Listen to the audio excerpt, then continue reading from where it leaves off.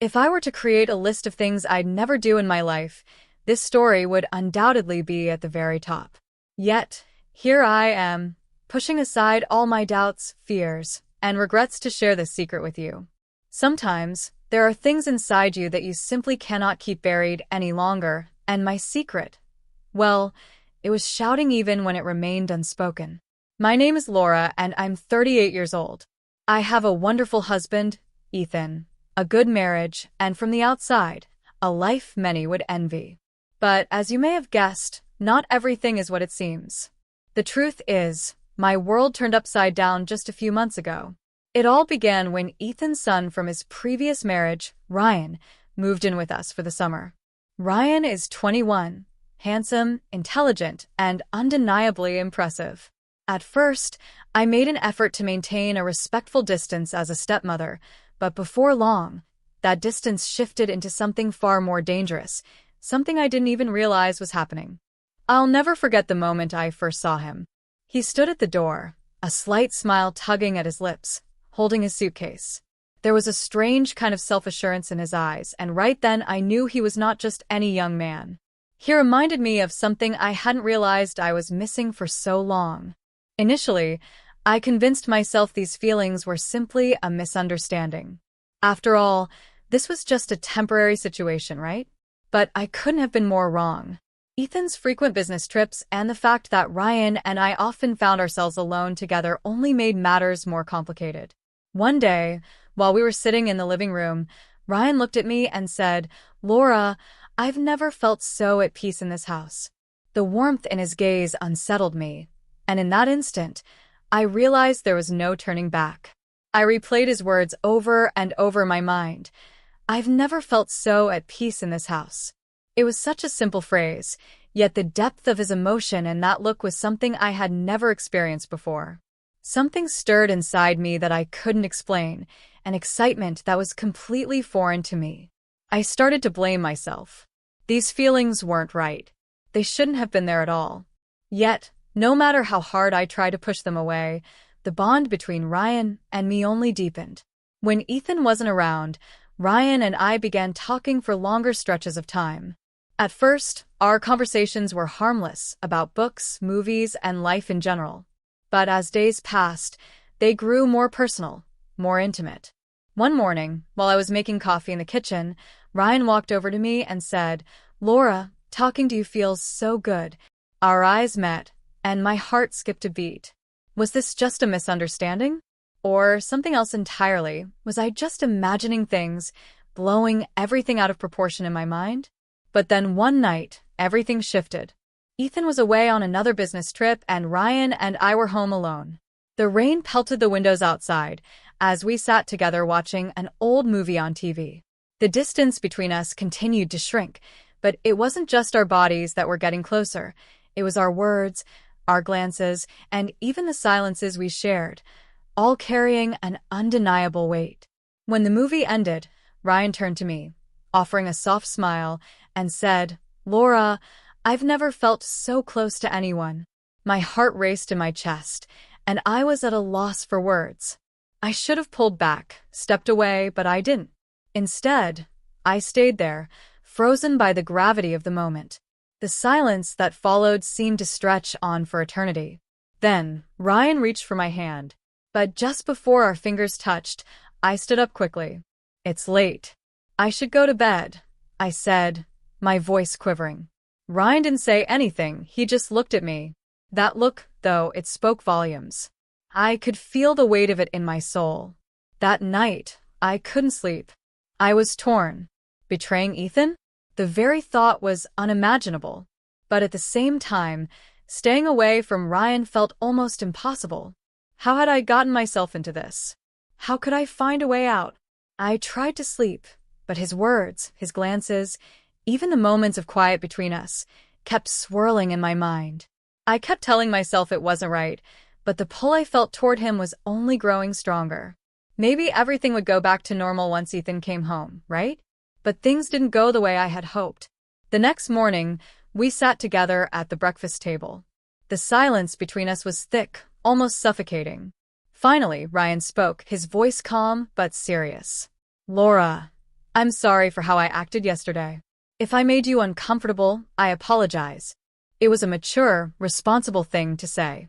But it also opened the door to a conversation I wasn't sure I was ready to have. I wasn't uncomfortable, I said, keeping my eyes on my coffee. But as soon as the words left my mouth, I didn't believe them myself. From that point forward, the conversations between Ryan and me became more cautious, more calculated. But beneath that carefulness, there was something else, a palpable tension that neither of us dared to address.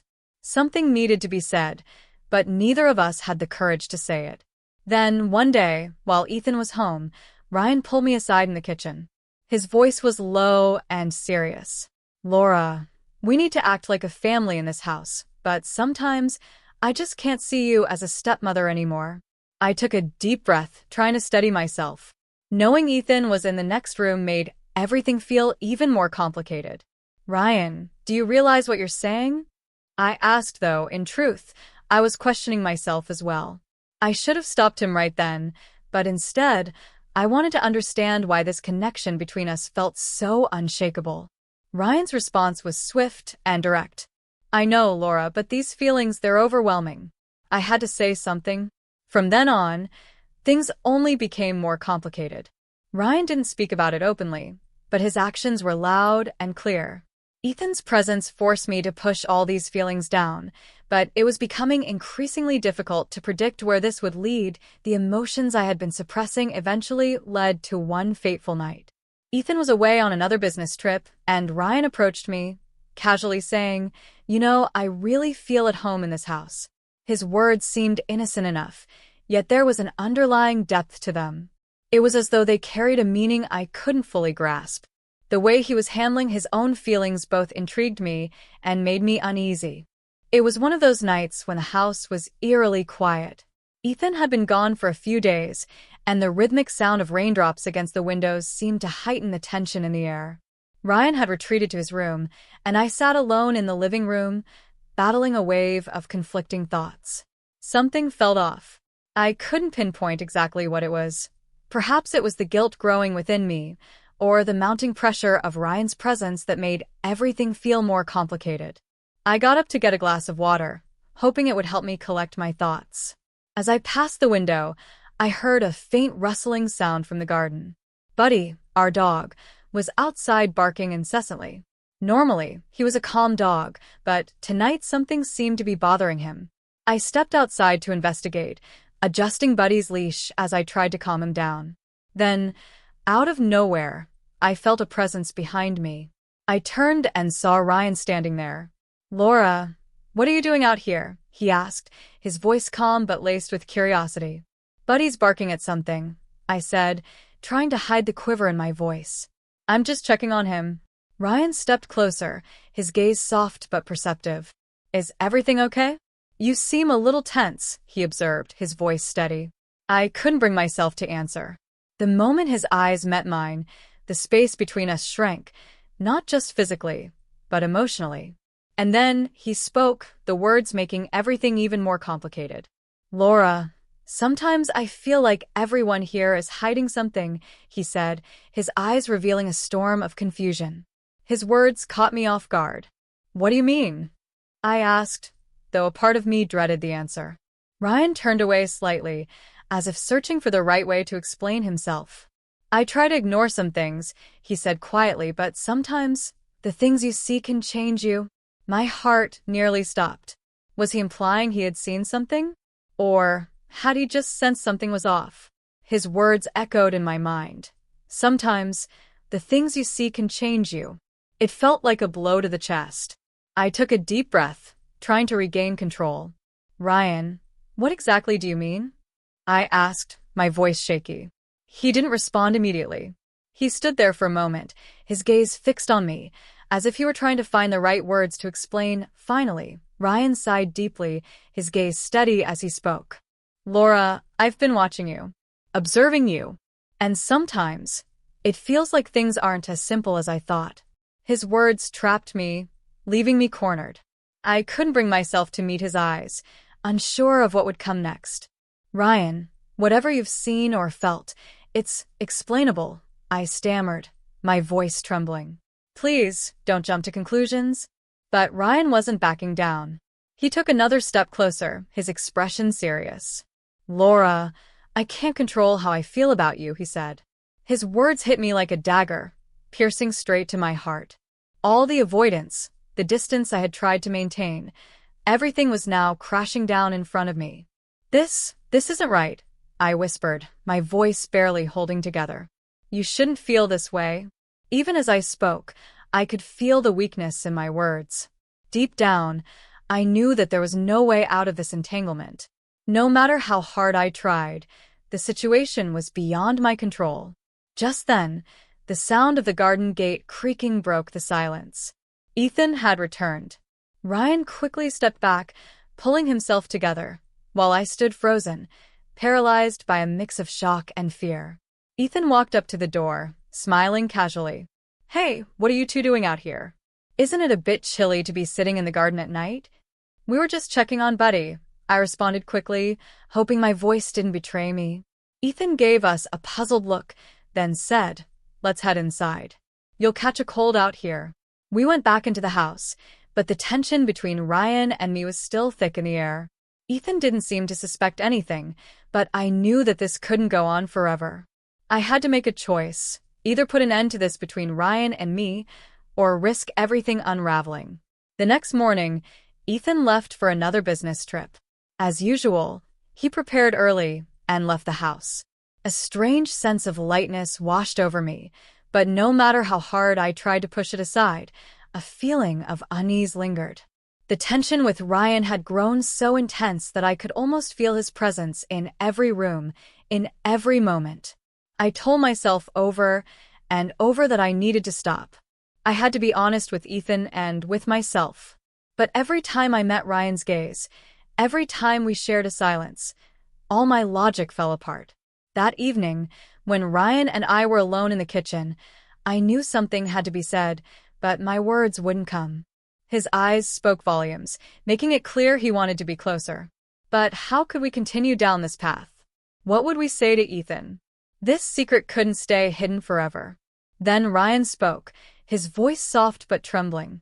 Laura, he said, his words coming slowly, I'm noticing something. I know you feel it too. But this feeling, it's like trying to pull us apart when all we want to do is stay together. In that moment, something stirred deep within me. Everything I'd been trying to ignore, everything I'd been holding back, was now undeniable that I had been deceiving myself, denying the inevitable. The feelings between Ryan and me had always been there, quietly simmering beneath the surface. There was no use in pretending anymore. The silence that hung between us was so heavy it felt as though the world itself had paused for a brief moment. I felt as if I were on the verge of losing control, but I managed to gather myself. Yes, Ryan, I said, my voice steady despite the turmoil inside. I acknowledge what I'm feeling, but I don't know where this will take us. We stood there for what seemed like an eternity, saying nothing, but the silence between us spoke volumes. Ryan took a step closer, standing beside me. The space that once separated us had vanished, and in that moment, it felt like anything could happen. Laura, he said quietly, his voice trembling with uncertainty, feeling this way about you scares me. But running from it isn't the answer. I know things are going to change, but sometimes no matter what happens, you have to let go. Tears threatened to fall from my eyes, caught between fear and the confession I had buried for so long. For years, I had suppressed these emotions, but standing next to Ryan now, I felt a strange sense of trust. It was like starting something without knowing where it would lead, but I couldn't stop myself. Just as the weight of that moment seemed unbearable, I heard the sound of the door opening. Ethan had returned. The chill from the door sent a wave of fear through me. Ryan quickly took a step back, and I forced myself to compose myself, trying to act like everything was normal. When Ethan entered the kitchen, he smiled and asked, "What are you two doing here? It's so cold." We tried to keep our composure, acting as though nothing had changed. "We were just checking on Buddy," I answered, my eyes intentionally avoiding Ryan. We both knew something had shifted between us, though. It wasn't exactly a secret, but it was a truth neither of us could voice. It was the most hidden thing between us, and while Ethan seemed oblivious, I felt the weight of the fear growing inside me. Ryan's feelings for me weren't something that could simply disappear. I knew there was only one step left to take, and no one could predict where that might lead us. Something had changed, and I could feel it in every part of me. But the question remained, how long would this change last? When would it all come to an end?